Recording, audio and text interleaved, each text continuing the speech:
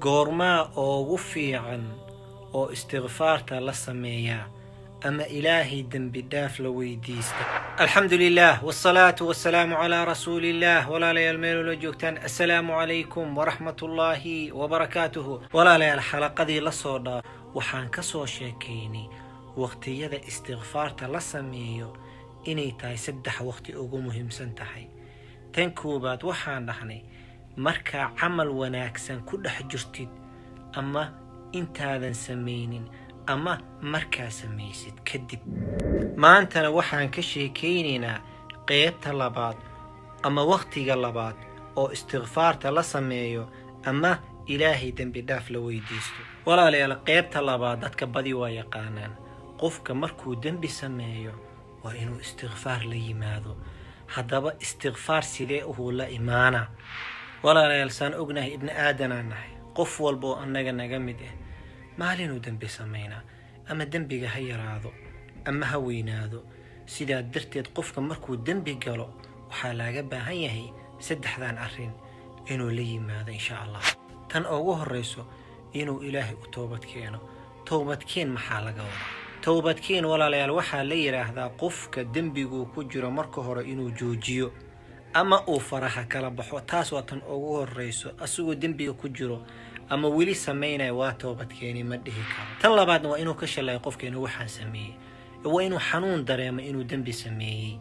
haddaa xanuun aadan dareemin ama aadan ka shalaynin toobadaada waa naaqis ama aad ku faanaysid, taas waa kasii daran tahay. tan saddexaad oo laaga baahan yahay qofku markuu toobad keenayo waxaa waaye waa inuu go'aansado ilaahay ka ballan qaado inuusan mar kale samaynaynin waxaan.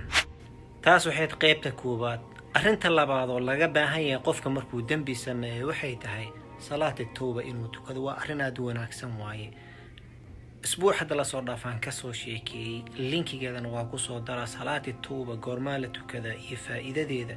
si fiican u dhageyso, si gaaban aan kuu siina hadda insha Allah. nabiga sallallahu alayhi wasallam wuxuu yiri adoon ma jiro dembi galay kadibna weysiisanayo kadibna 2 ragcad tukanayo kadibna ilaahay dembi dhaaf weydiisanayo ilaa ilaahay uu dembi dhaafaa. tan saddexaad oo ugu muhiimsan cinwaankeena bayahay waxaa waaye qofka markuu dembi galo istighfaarta inuu badiyo.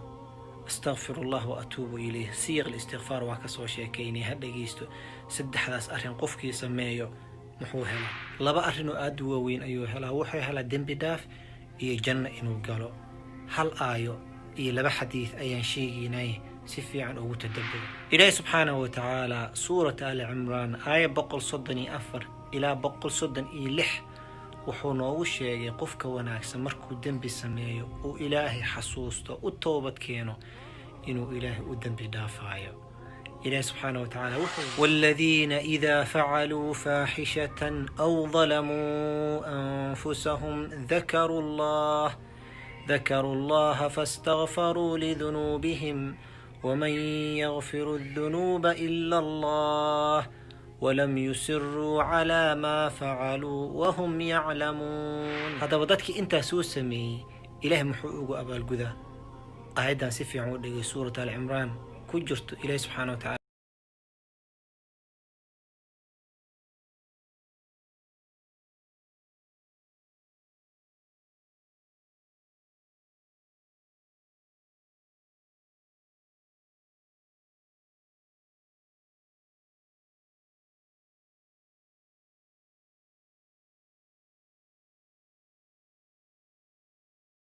ليس أرنتاس ويترى بدنت. halkaas ayaan ku gaabsanaysaa idin sheegay 2 حديث idin sheegaa.